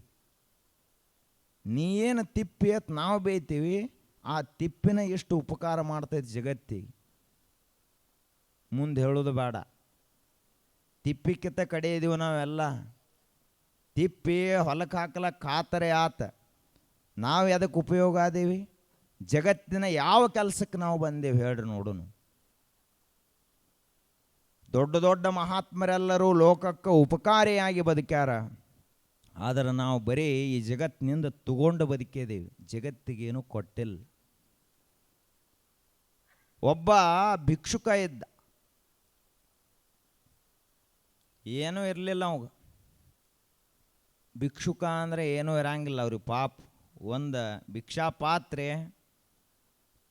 ಹಾಸ್ಕೊಳ್ಳೋಕ್ಕೂ ಅದ, ಹೊಚ್ಕೊಳ್ಳೋಕ್ಕೂ ಅದ. ಮಳೆ ಬಂದ್ರೆ ಛತ್ರಿನೂ ಅದ ಒಂದು ಗೊಂಗಡಿ ಅಟ್ಟು ಬಿಟ್ಟರೆ ಏನು ಇರಂಗಿಲ್ಲ ಅವ್ರಿಗೆ, ಮೇ ಮೇಲೆಲ್ಲ ಹರಿದರಿವಿ. ಅಂಥ ಭಿಕ್ಷುಕ ಇದ್ದ. ದಿನಂಪ್ರತಿಯಾಗಿ ಭಿಕ್ಷಾ ಬೇಡಿ ಬೇಡಿ ಸಾಕಾಗಿತ್ತು ಅವನಿಗೆ, ಸಾಕಾಗಿತ್ತು. ಅವಾಗ ಏನಪ್ಪ ನನ್ನ ಹಣೆ ಬರ ಅಂತ ಒಂದು ದಿವಸ ಕುತ್ಕೊಂಡು ವಿಚಾರ ಮಾಡಿದ. ಒಂದು ಸುದ್ದಿ ಬತ್ತು. ಏನಿಲ್ಲ, ಈ ರಾಜ್ಯದ ಮಹಾರಾಜ ಇದೇ ಊರಿನಿಂದ ಮೆರವಣಿಗೆ ಒಂದು ಮುಂದಿನ ಊರಿಗೆ ಹೋಗೋದೈತಿ ಅಂತ ಸುದ್ದಿ ಇವನಿಗೆ ಕಿವಿಗೆ ಬಿತ್ತು. ಬಿದ್ದ ಬಳಿಕ ಇವ ವಿಚಾರ ಮಾಡಿದ, ಹೆಂಗ ಕೇಂದ್ರ ಸರ್ಕಾರದ ಗೋರ್ಮೆಂಟ್ ಇಲ್ಲೇ ಹಾಸಿ ಹೊಂಟತಿ, ನಂದೊಂದು ಅರ್ಜಿ ಯಾಕೆ ಹಿಡಿಬಾರ್ದತ್ತ ಅವನ ತಲೆಯಾಗ ವಿಚಾರ ಬತ್ತು. ಎಲ್ಲ ಮನೆ ಅಣ್ಣ ಉಂಡಿರ್ತಾನ, ತುಸು ಬುದ್ಧಿ ಹುಷಾರಿರ್ತೈತಿ ಭಿಕ್ಷುಕರಿಗೆ. ಅವಾಗ ಆಯ್ತಪ್ಪ, ರಾಜನ ಮೆರವಣಿಗೆ ಬಂತು. ಅವ್ರನ್ನಿವ್ರನ್ನ ಒತ್ತಾಡಿ ಸರಿಸಾಡಿ ಮಾಡಿ ರಾಜನ ಮುಂದನ ಬಂದು ನಿಂತೀವಿ ಮೆರವಣಿಗೆ ಮುಂದೆ ಅಡ್ಡಗಟ್ಟಿ. ಮಹಾರಾಜರೇ ನೋಡ್ರಿ, ನಮ್ಮ ಕಡೆ ಎಟ್ಟು ನೋಡ್ರಿ ಅಂತ ಕೈ ಮಾಡಿದ. ರಾಜ ಭಾಳ ಹುಷಾರಿದ್ದ. ಹಿಂಗೆ ಕೊಡು ಬದಲಿಗೆ ನನಗೆ ನೀ ಏನು ಕೊಡ್ತಿ ಕೇಳತ್ತ ಅವನು ಹೊಳ್ಳಿ ಕೈ ಮಾಡಿದ. ರಾಜ ಹಿಂಗೆ ಹೊಳ್ಳಿ ಕೈ ಮಾಡಿದ. ಅವಾಗ ಇವ ಏನು ಮಾಡಿದ, ಭಾಳ ಕೆಟ್ಟ ಅನಿಸ್ತೀವಿ. ನಾನ ಭಿಕ್ಷುಕಂದ್ರೆ ಈ ರಾಜ್ಯದ ರಾಜ ನನಗೆ ಭಿಕ್ಷುಕದಾನತ್ ಇವಾಗ. ತನ್ನ ಉಡಿಯಲ್ಲಿ ಜೋಳಿಗೆಯಲ್ಲಿ ಭಿಕ್ಷಾ ಪಾತ್ರೆಯಲ್ಲಿ ಕೈ ಹಾಕಿದ. ಅದರ ತುಂಬ ಅಕ್ಕಿದ್ದು ಒಂದು ಮುಟ್ಟಿಗೆರೆ ಹಾಕಬೇಕು ಬಾಡೆವು. ಮೊದಲ ಜಿಬುಟ್ಟಿವು, ಅಷ್ಟು ಜಿಪುಣಿದ್ದ. ಏನು ಮಾಡಿದ, ಎಣೇಶ 5 ಅಕ್ಕಿ ಕಾಳು ತಗೊಂಡ. 1 2 3 4 5 10 5 ಅಕ್ಕಿ ಕಾಳು ಅವನ ಅಂಗೈ ಒಳಗೆ ಹಾಕಿದ. ಇಟ್ಟ ತಗೋ ರಾಜನೇ ಅಂಥೇಳಿ ಕೊಟ್ಟ. ರಾಜ ಆಯ್ತು ಒಳ್ಳೆಯದಾಗಲಿ ಅಂಥೇಳಿ ಮೆರವಣಿಗೆ ಮುಂದೆ ಹೋಯಿತು. ಆ ಬಳಿಕ 1 ವಾರ ಆದ ಬಳಿಕ ಇವ ಹೋಗಿ ಹೊತ್ಕೊಂಡು ಮಕ್ಕೊಂಡು ರಾಜಾಗಿ ಇಟ್ಟು ಬೇದ. ಅವತ್ತು ರಾತ್ರಿ ಅವು ದಿನ ಕಡಿತಿದ್ದು, ಸೊಳ್ಳಿಗೆ ಸಹಿತ ಅಟ್ಟು ಬೇದಿದ್ದಿಲ್ಲ. ಆ ಧರ್ಮಶಾಲೆಯಾಗ ಹೊಲಸು ಮಾಡ್ತಿದ್ರೆ ಅವ್ರಿಗೆ ಬೇದಿದ್ದಿಲ್ಲ. ಆದ್ರೆ ಆ ರಾಜಾಗ ಮಾತ್ರ ಭಾಳ ಬೇದ ಮಕ್ಕೊಂಡ. ಅವತ್ತು ರಾತ್ರಿ 1 ವಾರ ಆಗಿತ್ತು. ಒಂದು ದಿನ ಮುಂಜಾನೆ ರಾಜ ಸೇವಕರು ಬಂದ ಅವರು 5 ಸೇರ್ ಬಂಗಾರದ ನಾಣ್ಯಗಳನ್ನು ಇವನು ಉಡಿಯಾಗ ಹಾಕಿದರು. ಎಟ್ಟ 5 ಸೇರ್. ನಮ್ಮ ಕಡೆಯರೇ ಬರಬಾರ್ದನತ್ ನೀವು. ಬಂಗಾರ ಅಂದ್ರೆ ನಮ್ಮ ಭಾರತ ದೇಶದಾಗ ಭಾಳ ಪ್ರೀತಿ. ಹೆಣ್ಮಕ್ಳಿಗೆ ಒಟ್ಟು ಸಾಯುವಾಗರೆ ಒಂದು ಬಂಗಾರದ ಸರ ಏನರೇ ಮಾಡಿ ಹಾಕಲಿಲ್ಲ ಅಂದ್ರೆ ಅವರು ಸಾಯಂಗೆಲ್ಲ ಪಕ್ಕ. ನೀವು ನೋಡ್ಬೋದು. ಮತ್ತು ಬಂಗಾರ ಇರ್ಲಾರ್ದವನ್ನ ಅಡ್ಡಿ ನೋಡ್ರಿ ಅಂದ್ರೆ ಅವ್ರು ಅರ್ಧ ಜೀವಂತಿರ್ತಾರೆ ಗೋರ್ಯಾಗ ಸಹಿತ. ಅಟ್ಟು ಕಾಳಜಿ ನಮ್ಮ ದೇಶದಾಗ ಬಂಗಾರದ ಮ್ಯಾಲೆ. ಇನ್ನು ಈ ಮಂದಿ ಬೇರೆ ಏನಿಲ್ಲ. ಮೇನದ ಕನ್ಯಾ ನೋಡಿದಾಗ ನಿಶ್ಚಯ ಆದಾಗ ಒಂದು ಈ ಬಟ್ಟೆಗೆ ಹಾಕಿರ್ತಾರಲ್ಲ, ಉಂಗುರು ಬೆರಳಿಗೊಂದು ಹಾಕ್ತಾರೆ ಇವ್ರಿಗೆ, ನಿಶ್ಚಯ ಆತಪ್ಪ ಅಂಥೇಳಿ. ಅದನ್ನು ಮುಂದೆ ಇವ್ರ ಕಸ್ಕೋತಾರೆ, ನಮ್ಮ ಕಡೆ ಕೊಡ್ರಿ, ನೀವೇನು ಮಾಡೋದು ಬಂಗಾರ ಹೊಲ್ದಾಗ ಹೋರಿ ಕೆಲಸಕ್ಕೆ ಅಂಥೇಳಿ. ಅಟ್ಟು ಕಾಳಜಿ. 5 ಸೇರು ಬಂಗಾರ ಇವನು ಉಡ್ಯಾಗ ಹಾಕಿದರು. ರಾಜ ಸೇವಕರು ಹೇಳಿದರು, ನಮ್ಮ ರಾಜನಲ್ಲಿ ಒಂದು ಸ್ವಭಾವದ, ನಮ್ಮ ರಾಜಾಗ ಒಂದು ಗುಣ ಐತಿ ನಮ್ಮ ರಾಜನಲ್ಲಿ. ಏನಂದ್ರೆ ಎಷ್ಟು ತಗೊಂಡಿರ್ತಾನಲ್ಲ ಅದರ 1000 ಪಟ್ಟು ಕೊಡುವಂಥ ಗುಣ ನಮ್ಮ ರಾಜನಲ್ಲಿ ಅದ. ಅದಕ್ಕೆ ನೀನು 5 ಕಾಳು ಅಕ್ಕಿ ಕಾಳು ಕೊಟ್ಟಿದ್ದಿ, ನಿನಗೆ 5 ಸೇರು ಬಂಗಾರದ ನಾಣ್ಯ ನಮ್ಮ ರಾಜ ಕೊಟ್ಟು ಕಳಿಸ್ಯಾನ ಅಂತ ಹೇಳಿದರು ರಾಜ ಸೇವಕರು. ನಾವು 5 ಕಾಳು ಕೊಟ್ಟಿದ್ದವ. ನಾವೇನು ಮಾಡಬೇಕಾಗ್ಯದಂದ್ರೆ ಇವತ್ತಿನ ದಿನ ನಮ್ಮ ಕಡೆಯಿಂದ ಎಷ್ಟು ಸಾಧ್ಯ ಆಗ್ತದೋ ಅಷ್ಟು ಸಮಾಜಕ್ಕೆ ಕೊಡಬೇಕು. ಈಗ ನೋಡ್ರಿ, ಎಲ್ಲ ಈ ಮಹಾದೇವ ವಿದ್ಯಾಲಯದ ವತಿಯಿಂದ ಇದು ಕಾರ್ಯಕ್ರಮ ಆಯೋಜನೆಗೊಂಡದ. ಗಡೀಕರ್ ಸರ್ ನಿವೃತ್ತಿ ಆಗ್ಲತ್ತಾರ. ಅದರ ಜೊತೆಗೆ ಸಮಾಜಕ್ಕೊಂದು ಒಳ್ಳೆಯ ಸಂದೇಶ ಕೊಡೋ ಕಾರ್ಯಕ್ರಮ ಇದು. ನಾವು ಇಷ್ಟು ವರ್ಷ ಈ ಶಾಲ್ಯಾಗ ಕೆಲಸ ಮಾಡಿದ್ದೀವಿ, ಸೇವಾ ಮಾಡಿದ್ದೀವಿ, ಸಮಾಜಕ್ಕೆ ಇಷ್ಟು ಕೊಟ್ಟೀವಿ ಅಂತ ಹೇಳುವಂಥ ಕಾರ್ಯಕ್ರಮ, ನೆನಪು ಮಾಡೋ ಕಾರ್ಯಕ್ರಮ. ನಾವೇನೇನು ಕೊಟ್ಟೇವಿ ನೋಡ್ರಿ. ನಮಗೇನೂ ಆಗಲಿಲ್ಲ ಅಂದ್ರೆ ಶಾಲ್ಯಾಗಲ್ಲಿ ಹೆಡ್ ಮಾಸ್ಟ್ರಿಗೆ ಹೇಳಿ ಬರ್ಬೇಕು, ನೋಡ್ರಿ, ಯಾವ ಹುಡುಗರು ಭಾಳ ಬಡವದಾವು, ಅನಾಥದಾವು, ಅವಿಲ್ಲ ಅಪ್ಪಿಲ್ಲ, ಅಂಗವಿಕಲರದಾರ, ಅಂಥ ಹುಡುಗರದು ಏನಾರೇ ಫೀ ಅದು ಬತ್ತಂದ್ರೆ ನಮಗೆ ಫೋನ್ ಹಚ್ಚಿರಿ, ಆ ಒಂದು ಹುಡುಗ ಅಥವಾ 4 ಹುಡುಗ ಅಥವಾ 10 ಹುಡುಗರು ಫೀ ನಾ ತುಂಬ್ತನಂತ ಹೇಳ್ರಿ, ಅದಕ್ಕೆ ಸಮಾಜಕ್ಕೆ ಕೊಡೋದು ಅಂತ ಕರೀತಾರೆ. ಬರೇ ತಗೊಳ್ದ ಕಲಿಬಾರದು, ನಾವೇನಾದರೂ ಕೊಡ್ಬೇಕಲ್ಲ. ನಿನ್ನ ತಾಯಂದಿರು ಏನು ಕೊಡ್ಲಿಕ್ಕೆ ಸಾಧ್ಯ ಆಗ್ತೈತಿ? ಇದು ಬ್ಯಾಂಕದು ಏನು ನಮ್ಮ ಕಡೆ ಇಲ್ರಿ ಅದು ತಾಯಂದಿರು, ಅವು ಇರಲಿ ಅಂತೇಳಿ ಮುಚ್ಚಿ ಹಿಟ್ಟಿನ ಡಬ್ಬ್ಯಾಗ ಅಲ್ಲಿ ಇಲ್ಲೇ ಅಕ್ಕಿ ಡಬ್ಬ್ಯಾಗ ಇಟ್ಟಿರ್ತಿರ್ಲ, ಅವೆಲ್ಲ ಓದು ಮಕ್ಕಳಿಗೆ ಅಂತ ಕೊಡಬೇಕು. ಯಾಕೆ ಅಂದ್ರೆ ನಾವು ಕೊಡಲಿಲ್ಲ ಅಂದ್ರೆ ಸಮಾಜಕ್ಕೇನು ಉಪಯೋಗ ಆಗುವುದಿಲ್ಲ ನಮ್ಮಿಂದ. ಮುಂದೆ ಹೇಳ್ತಾರ, ಒಂದು ನದಿ, ಈ ಕೃಷ್ಣಾ ನದಿ ಮಹಾಬಲೇಶ್ವರದಲ್ಲಿ ಹುಟ್ಟುತ್ತೈತಿ. ಅಲ್ಲಿ ಹುಟ್ಟಿತು ಅಂದ್ರೆ ಶ್ರೀಶೈಲ ಪರ್ವತವನ್ನು ದಾಟಿ ಮುಂದೆ ಸಮುದ್ರಕ್ಕೆ ಹೋಗಿ ಕೂಡ್ತೈತಿ. 3 ರಾಜ್ಯದೊಳಗೆ ಪ್ರವಾಸ ಮಾಡ್ತೈತಿ ಕೃಷ್ಣಾ ನದಿ. 3 ರಾಜ್ಯದೊಳಗೆ ಹರಿದು ಹೋಗುವುದರೊಳಗಾಗಿ ಇವತ್ತೇನೇನು ನಾವು ಇಷ್ಟೆಲ್ಲ ಕಬ್ಬು ಬೆಳಿತೀವಿ, ಬಾಳೆ ಬೆಳಿತೀವಿ, ಎಲ್ಲ ರೀತಿ ಬೆಳೆಗಳನ್ನು ಬೆಳಿತೀವಿ, ಗೋಧಿ ಜೋಳ ಏನೇ ಬೆಳೆಗಳನ್ನು ಬೆಳೀಲಿ, ಕೃಷ್ಣಾ ನದಿ, ಕೃಷ್ಣಾ ಸಾಗರ ಏನು ಹರಿದು ಹೋಗ್ತದಲ್ಲ, ಇದರ ಪುಣ್ಯದಿಂದ ನಾವಿಷ್ಟೆಲ್ಲ ಪಡ್ಕೊಂಡಿದ್ದೀವಿ ಅನ್ನೋದನ್ನು ನಾವು ಯಾರೂ ಮರಿಬಾರದು. ನಮ್ಮ ನಿಜವಾದ ದೇವರು ಯಾವುದು ಅಂದ್ರೆ ಕೃಷ್ಣಾ ನದಿ ಈ ಭಾಗದ ದೇವರು, ಭೀಮಾ ನದಿ ಈ ಭಾಗದ ನಿಜವಾದ ದೇವರು. ಯಾಕೆ ಅಂದ್ರೆ ನದಿಯೇ ಹರಿದು ಹೋಗದೇ ಇದ್ರೆ ಒಂದು ನಾಗರಿಕತೆ ಎಂದು ಬೆಳೆಯಂಗಿಲ್ಲ. ಇತಿಹಾಸ ಓದ್ಕೋತ ಬಂದ್ರೆ ಸಿಂಧೂ ನಾಗರಿಕತೆ, ಆ ನಾಗರಿಕತೆ, ಆ ಒಂದು ಜನಾಂಗ ಎಲ್ಲಿ ಹುಟ್ಟಿ ಬೆಳೆದ ದೊಡ್ಡದಾಯಿತು ಅಂತ ಕೇಳಿದ್ರೆ ಸಿಂಧೂ ನದಿಯ ಬಯಲು ಪ್ರದೇಶದಲ್ಲಿ, ಸಿಂಧೂ ನದಿಯ ಮಗ್ಲನ ಆ ನಾಗರಿಕತೆ ಬೆಳೆದು ಬಂತು.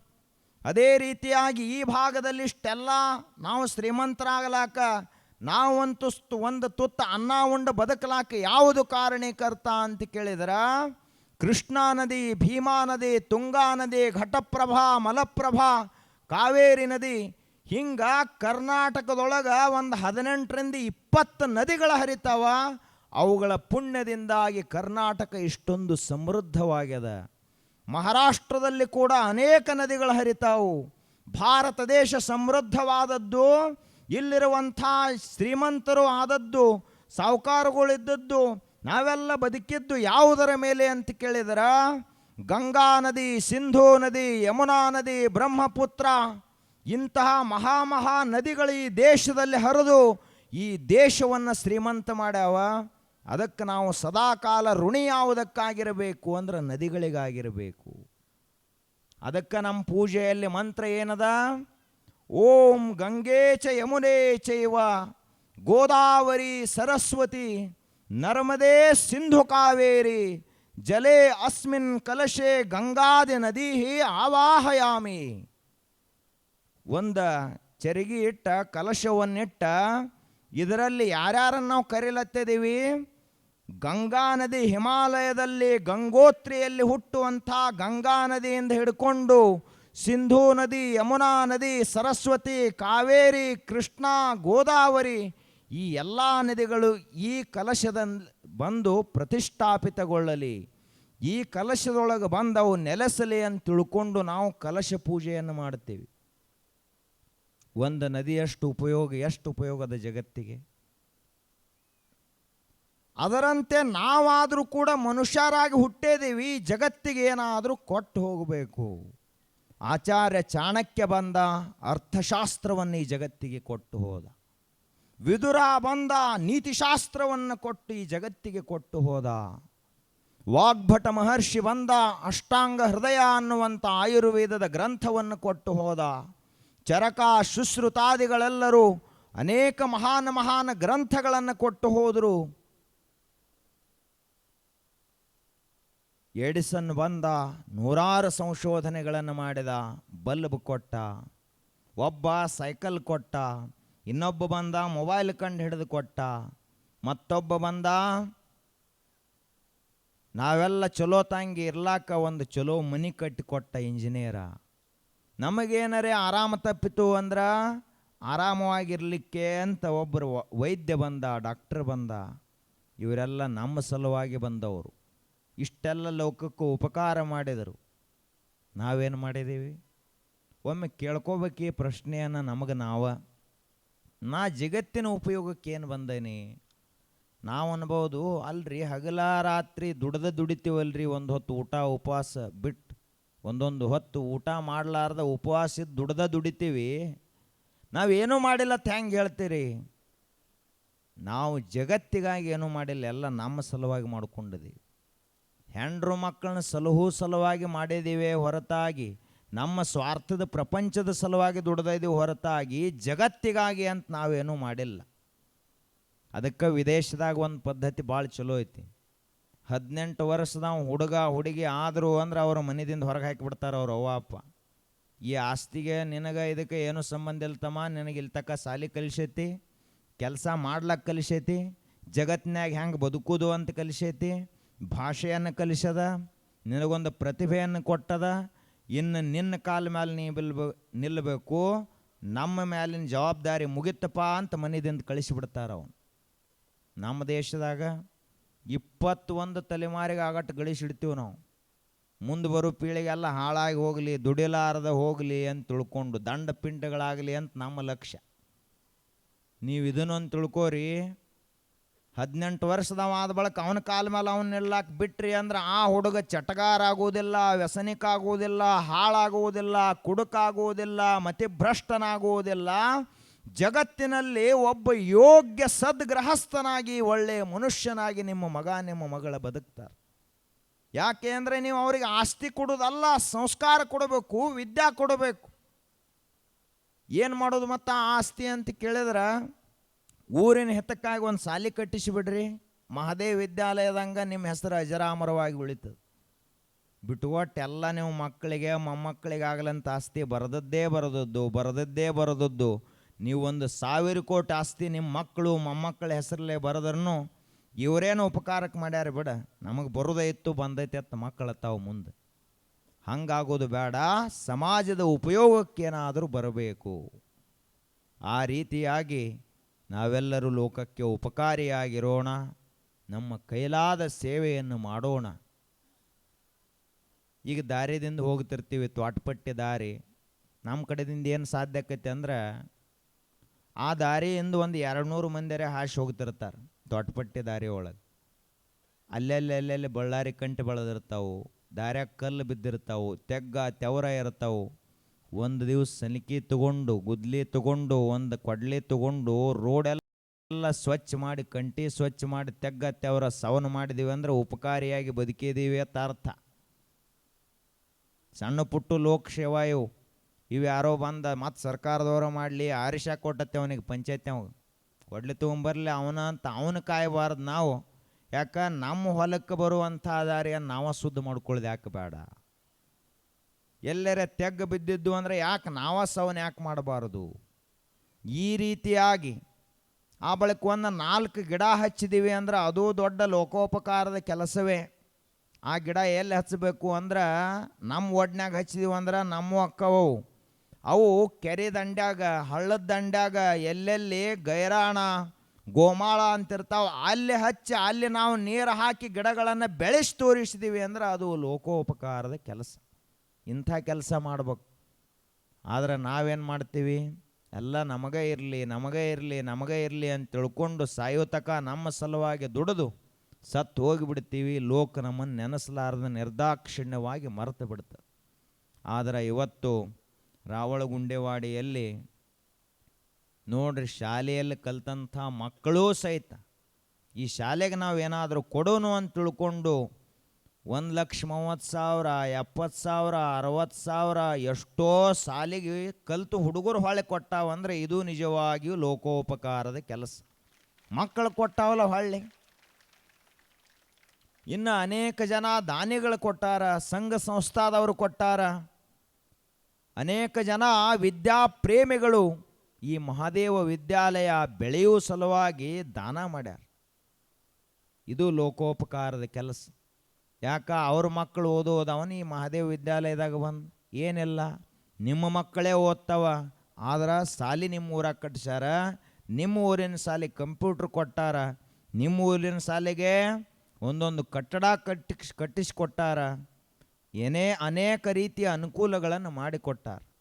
ಆದ್ದರಿಂದ ಅಂಥ ಮಹಾದಾನಿಗಳಿಗೆ ನೀವೆಲ್ಲರೂ ಸದಾಕಾಲ ಕೃತಜ್ಞರಾಗಿರಬೇಕು, ಅವರನ್ನು ನೆನೆಸ್ಕೋತಿರಬೇಕು. ನಿಮ್ಮ ಕಡೆಯಿಂದ ಹಾಕಿರ್ಬೇಕಲ್ಲ. ಬರೋ ಜೂನಕ್ಕೆ 100 ಖಾಲಿ ಬುಕ್ಕರೆ ಕೊಡ್ಲಾಕಾಕತ್ಲೆ ಹುಡುಗರಿಗೆ, 100 ಪೆನ್ನರೆ ಕೊಡ್ಲಾಕಾಕತ್ಲ, ಅಷ್ಟರೇ ಕೊಡ್ಬೇಕು ನಾವು. ಆದರೆ ಏನು ಮಾಡೋದು, ನಮಗೆ ತೊಗೊಂಡು ರೂಢಿನ ಭಾಳ. ಈ ಸರ್ಕಾರ ಒಂದು ಇಂಥವು ಬಂದಾವ, ಈಗ ಬರೇ ತೊಗೊಳಕ್ಕೆ ಹಚ್ಚಿಬಿಟ್ಟಾವು, ಫ್ರೀ ಕುಡಿದು ಕಲ್ಸವಲ್ಲು ಅವು. ಅದಕ್ಕೆ ನಾವು ಏನಾದರೂ ಕೊಡುವುದಿತ್ತು ಅಂದ್ರೆ ಮಕ್ಕಳಿಗೆ ಕೊಡೋಣ, ಶಾಲೆಗಳಿಗೆ ಕೊಡೋಣ, ನಿಸರ್ಗವನ್ನು ಬೆಳೆಸುವುದಕ್ಕಾಗಿ ಕೊಡೋಣ, ಮಠ ಮಂದಿರಗಳಿಗೆ ಕೊಡೋಣ. ಹಿಂದೂ ಸಂಸ್ಕೃತಿಯನ್ನು ಉಳಿಸಿ ಬೆಳೆಸುವ ನಿಟ್ಟಿನಲ್ಲಿ ನಾವು ದಾನ ಧರ್ಮವನ್ನು ಮಾಡಬೇಕು. ಟಾಟಾ ಸಂಸ್ಥೆ, ಟಾಟಾ ವಾಹನಗಳು ಬರ್ತಾವಲ್ಲ, ಆ ಟಾಟಾ ಕಂಪನಿ ಈ ದೇಶದ ಸಲುವಾಗಿ ಎಷ್ಟು ದಾನ ಮಾಡ್ಯದಂದ್ರೆ ತನ್ನ ಸಂಪತ್ತಿನ ಅರ್ಧಕ್ಕಿಂತ ಹೆಚ್ಚಿನ ಸಂಪತ್ತನ್ನು ಈ ದೇಶಕ್ಕಾಗಿ ದಾನ ಮಾಡ್ಯದ. ಟಾಟಾ ಒಂದು ವೇಳೆ ಏನೋ ದಾನ ಮಾಡಲಾರ್ದ ಹಂಗೆ ಇಟ್ಕೊಂಡು ಕೂತಿತ್ತು ಅಂದ್ರೆ ಜಗತ್ತಿನಾಗ ಇವತ್ತು ಟಾಟಾ ಕಂಪ್ನಿಯೇ ಶ್ರೀಮಂತ ಕಂಪ್ನಿ ಆಗ್ತಿತ್ತು. ಆದರೆ ಟಾಟಾನಂತಹ ದೇಶ ಪ್ರೇಮಿ ಯಾರೂ ಇಲ್ಲ. ಹಂಗೆ ನಾವು ದಾನ ಮಾಡೋದನ್ನು ಕಲಿಬೇಕು. ಆ ರೀತಿಯಾಗಿ ನಮ್ಮ ಸೋಮಲಿಂಗ ಗಡಿಕರ್ ಗುರುಗಳವರು ತಾವು ನಿವೃತ್ತರಾಗುವುದಕ್ಕಿಂತ ಮೊದಲೇ ಇದೊಂದು ಕಾರ್ಯಕ್ರಮವನ್ನು ಆಯೋಜಿಸಿ ಎಲ್ಲರಿಗೂ ಕೂಡ ಮತ್ತೊಮ್ಮೆ ಆಧ್ಯಾತ್ಮಿಕ ಜಾಗೃತಿ ಆಗಬೇಕು, ಶೈಕ್ಷಣಿಕ ಜಾಗೃತಿ ಆಗಬೇಕು. ಆ ನಿಟ್ಟಿನಲ್ಲಿ ನಿಮ್ಮೆಲ್ಲರನ್ನು ಕೂಡಿಸಿ ಇದೊಂದು ಕಾರ್ಯಕ್ರಮವನ್ನು ಮಾಡಿದರು. ನೋಡ್ರಿ, ಅವ್ರು ನೋಡ್ರಿ ನಮಗೆ ಅನಿಸ್ಲತ್ತೈತಿ ಹೊಳ್ಳಿ ಜಾಯಿನ್ ಆದ್ರತ್ತ ಅನಿಸ್ಲತ್ತೈತಿ. ಈಗ ಅವರು ಓಡಾಡೋದು, ಅವರು ಮಾತಾಡೋದು, ಅವ್ರದ್ದೆಲ್ಲ ಚಟುವಟಿಕೆ ನೋಡಿದ್ರೆ ಹೊಳ್ಳಿ ಸಾಲಿ ಕಲಿಸ್ಲಾಕ ಈಗ ಬಂದಾರೇನೋ ಅನ್ನುವಂಗೆ ಅವ್ರು ಅದಾರ. ಅವ್ರ ಮಾರ್ಗದರ್ಶನ ಸದಾಕಾಲ ಶಾಲೆಗೆ ಇರಬೇಕು. ಶಿಕ್ಷಕರೇ ಅಂಥವ್ರು ಇರಬೇಕು ಅಂದ್ರೆ ಸೋಮಲಿಂಗ ಗಡಿಕರ್ ಸರ್ ಅಂತ ಶಿಕ್ಷಕರು ಯಾವಾಗಲೂ ಇರಬೇಕು. ಅವರು ದಾನ ಮಾಡಿದವ್ರು ಹೇಳಿದ್ರಲ್ಲ, ಇದೀಗ ನಾ ಯಾರಿಗೆ ಕೊಡ್ಲಾತ್ತೇನೆ ಅಂದ್ರೆ ಧರ್ಮರಾಜನ ಕೈಯಾಗ ಹಣ ಕೊಡ್ಲಾತ್ತೇನೆ ಅಂತ ಅವ್ರಿಗೆ ಅನಿಸ್ಬೇಕಂದ್ರೆ ಇವರೆಷ್ಟು ಪ್ರಾಮಾಣಿಕವಾಗಿರಬಾರ್ದು. ಎಲ್ಲ ಸ್ವಚ್ಛತೆಗಳಲ್ಲಿ ದೊಡ್ಡ ಸ್ವಚ್ಛತಾ ಯಾವುದು ಅಂದ್ರೆ ರೊಕ್ಕದ ಸ್ವಚ್ಛತಾ.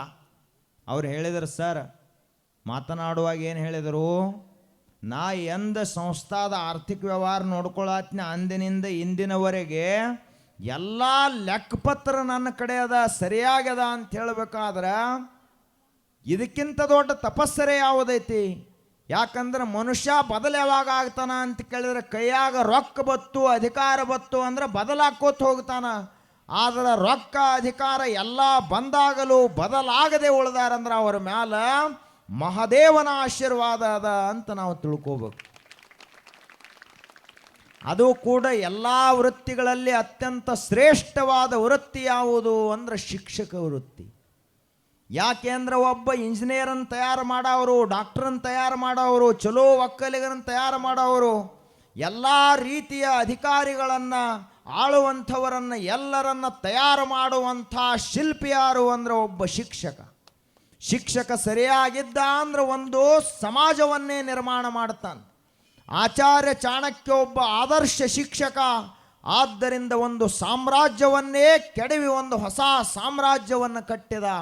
ಹಾಗೆ ಅಂತಹ ಶಿಕ್ಷಕರು ಸೋಮಲಿಂಗ ಗಡಿಕರ್ ಗುರುಗಳು ಮತ್ತು ಇಲ್ಲಿರುವಂಥ ಅನೇಕ ಜನ ಶಿಕ್ಷಕರು ನೀವೆಲ್ಲರೂ ಅವರು ವೃತ್ತಿಯಿಂದ ನಿವೃತ್ತಾದರೂ ಆಡಳಿತಾಧಿಕಾರಿ ಅಂತ ತಿಳ್ಕೊಂಡು ನಿಮ್ಮ ಸಂಸ್ಥಾಕ್ಕೆ ಅವ್ರನ್ನ ಇಟ್ಕೋರಿ. ಅವರು ಮಾರ್ಗದರ್ಶನದ ಅವಶ್ಯಕತೆ ಭಾಳ. ಇವತ್ತಿನ ದಿನದಾಗ ಕಲಿಸೋದು ಒಂದು ಸೇವಾ ಅಂತ ಬರಂಗಿಲ್ಲ. ಶಿಕ್ಷಕರು ಇದೊಂದು ಜಾಬ್ ಅಂತ ಬರ್ತಾರೆ. ಜಾಬ್ ಅಂತ ಬಂದಂಥವ, ಇದೊಂದು ಕೆಲಸ ಅಂತ ಬಂದಂಥವ ಅವ ಮಕ್ಕಳು ಕಲ್ತಾವೋ ಬಿಟ್ಟಾವೋ ನೋಡಂಗಿಲ್ಲ. ಮಕ್ಕಳು ನಮ್ಮ ಜೋಡಿ ಸ್ಪಂದಿಸ್ತಾವೋ ಇಲ್ಲೋ ಅದನ್ನು ನೋಡಂಗಿಲ್ಲ. ಸುಮ್ಮನೆ ಹೇಳಿ ಹೋಗಿಬಿಡ್ತಾನೆ. ಹಂಗೆ ಬೇಡ. ಒಂದು ಒಳ್ಳೆಯ ಶಿಕ್ಷಣ ಸಂಸ್ಥೆಯಾಗಿದು ಬೆಳಿಬೇಕು ಮಹಾದೇವ ವಿದ್ಯಾಲಯ. ಆ ನಿಟ್ಟಿನಲ್ಲಿ ಅವ್ರ ತಲೆಯಲ್ಲಿ ಇನ್ನೂ ಹಲವಾರು ವಿಚಾರಗಳದಾವ. ಅವರು ಬಹಳ ಒಳ್ಳೆಯ ಶಿಕ್ಷಕರು. ಸರಸ್ವತಿಯ ಕೃಪೆಯನ್ನು ಪಡೆದಂಥವರು, ಗಣಪತಿಯ ಕೃಪೆಯನ್ನು ಪಡೆದಂಥವರು, ಸಿದ್ದೇಶ್ವರ ಅಪ್ಪುಗಳ ಆಶೀರ್ವಾದ ನಿಮ್ಮ ಇಡೀ ಊರಿನ ಮ್ಯಾಲದ. ಅವರು ಬಹಳ ಅಪ್ಪುಗಳಿಗೆ ಆತ್ಮೀಯರಾದಂಥವ್ರು. ಅವ್ರನ್ನ ನೋಡಿ ನೀವೆಲ್ಲ ಕರೆದ್ರಿ ಅಂತ ಅಪ್ಪುಗಳು ಬಂದು ಹೆಜ್ಜೆ ಇಟ್ಟ ಕ್ಷಣವೇ ನಿಮ್ಮ ಶಾಲೆಯ ಸಂಸ್ಥಾ ಪೂರ್ಣ ಆಯಿತು ಅಂತ ಇಡೀ ಊರು ಜನ ಹೇಳ್ಯಾರಿ ನೀವು. ಅದು ಅಪ್ಪುಗಳ ಆಶೀರ್ವಾದ. ಅಂಥ ಶಿಕ್ಷಕರು ನಿವೃತ್ತ ಆಗಲಿಲ್ಲ. ಅಪ್ಪುಗಳು ಹೇಳ್ಯಾರ, ಈ ಜಗತ್ತಿನಾಗ ನಿವೃತ್ತಿ ಅನ್ನೋದಿಲ್ಲ. ಗಿಡ ಎಂದರೆ ನಿವೃತ್ತಿ ಬಯಸ್ತತೇನು? ಏನಿಲ್ಲ. ತಾನು ಇರುವವರೆಗೆ ಕೊನೆಯ ಕ್ಷಣದವರೆಗೆ ಹಣ್ಣ ಹೂವು ಕೊಡ್ತೈತಿ, ನೆರಳು ಕೊಡ್ತೈತಿ, ಗಾಳಿಯನ್ನು ಕೊಡ್ತದೆ. ಹಾಗೆ ನಾವು ಬದುಕಿರುವವರೆಗೆ ಈ ಜಗತ್ತಿಗೆ ಏನಾದರೂ ಕೊಡ್ತಾನೇ ಇರಬೇಕು. ಹಾಗೆ ನಮ್ಮ ಗಡಿಕರ ಗುರುಗಳು ಬರೀ ಇದು ಒಂದೇ ಶಾಲೆ ಅಲ್ಲ, 100 ಶಾಲೆಗಳಿಗೆ ಆದರ್ಶ ಮಾರ್ಗದರ್ಶಕರಾಗಲಿ. ಅವರು ಎಲ್ಲೆಲ್ಲಿ ಬರ್ತಾರ ಅಲ್ಲಿ ಎಲ್ಲ ಕಡೆಗಳಲ್ಲಿ ವಿದ್ಯಾ ಕೇಂದ್ರಗಳು ಬೆಳೆಯಲಿ. ಪ್ರಭುಪಾದರು ತಮ್ಮ 75ನೇ ವಯಸ್ಸಿನಲ್ಲಿ ಇಸ್ಕಾನ್ ಸಂಸ್ಥೆಯನ್ನು ಹುಟ್ಟು ಹಾಕಿದರು. ಇವತ್ತು ಜಗತ್ತಿನಾದ್ಯಂತ ಅಂತಾರಾಷ್ಟ್ರೀಯ ಕೃಷ್ಣ ಪ್ರಜ್ಞಾ ಸಂಸ್ಥೆಗಳು ಬೆಳೆದದ್ದು ಯಾವಾಗ? ವಯಸ್ಸರಾಗ ಅವ್ರು ದುಡಿಲಿಲ್ಲ. ತಮ್ಮ 75 ವಯಸ್ಸಿನಲ್ಲಿ ಹೋಗಿ ಅಮೇರಿಕಾಕ್ಕೆ ಹೋಗಿ ಇಷ್ಟೆಲ್ಲ ಕೆಲಸ ಮಾಡಿದರು. ಅಂದ ಬಳಿಕ ಇನ್ನೂ ಗಡಿಕರ ಗುರುಗಳಿಗೆ ಸಾಕಷ್ಟು ಸಮಯಾವಕಾಶದ. ಅವರ ಹೆಸರನ್ನು ಸೋಮಲಿಂಗ. ಮೊಟ್ಟ ಮೊದಲನೇ ಜ್ಯೋತಿರ್ಲಿಂಗ ಯಾವುದು ಅಂದ್ರೆ ಸೌರಾಷ್ಟ್ರೇ ಸೋಮನಾಥಂಚ, ಸೋಮನಾಥದ ಜ್ಯೋತಿರ್ಲಿಂಗ. ನಿಮ್ಮೂರಿನ ಗ್ರಾಮ ದೇವರು ಯಾರಂದ್ರೆ ಮಹಾದೇವ. ಹೀಗಾಗಿ ಮಹಾದೇವನೇ ಸೋಮಲಿಂಗ ಗುರುಗಳನ್ನು ನಿಮ್ಮ ಊರಿಗೆ ತಮ್ಮ ದೂತನಾಗಿ ಕಳಿಸಿಕೊಟ್ಟಾನ ಅಂದ್ರೆ ತಪ್ಪಾಗಲಿಕ್ಕಿಲ್ಲ ಅಂತ ಹೇಳ್ತಾ ಈ ಪ್ರವಚನ ಕಾರ್ಯಕ್ರಮದಲ್ಲಿ ಹೆಂಗರೇ ಆಗಲಿ ಒಟ್ಟು ಮುಗಿಸೋನು ಅಂತ ಕೂತಾರೆ ನೀವು. ಅದಕ್ಕೆ ತಡ ಆದರೂ ಕೂಡ ತಾವೆಲ್ಲರೂ ಇಷ್ಟೊತ್ತಿನವರೆಗೆ ಕೂತಿದ್ದಕ್ಕಾಗಿ ತಮ್ಮೆಲ್ಲರಿಗೆ ಮತ್ತೊಮ್ಮೆ ಅಭಿನಂದನೆಗಳನ್ನು ಸಲ್ಲಿಸಿ, ಈ ಕಾರ್ಯಕ್ರಮ ಆಯೋಜನೆ ಮಾಡಿದಂಥವರು ಗಡಿಕರ್ ಪರಿವಾರದವರು, ಮಹಾದೇವ ವಿದ್ಯಾಲಯದವರು, ಅವರೆಲ್ಲರಿಗೆ ತಾವು ಜೋರಾದ ಚಪ್ಪಾಳೆಯ ಮೂಲಕ ಅಭಿನಂದಿಸಬೇಕು.